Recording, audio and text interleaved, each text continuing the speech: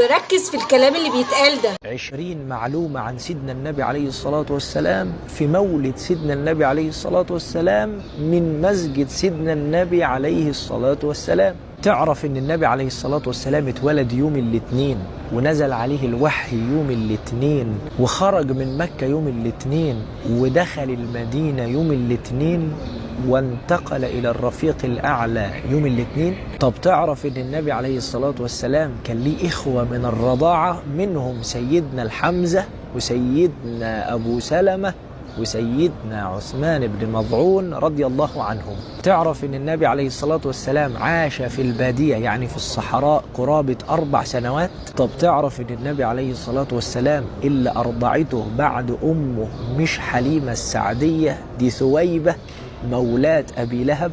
ولد يتيما وفقد أمه عليه الصلاة والسلام وهو في 6 من عمره.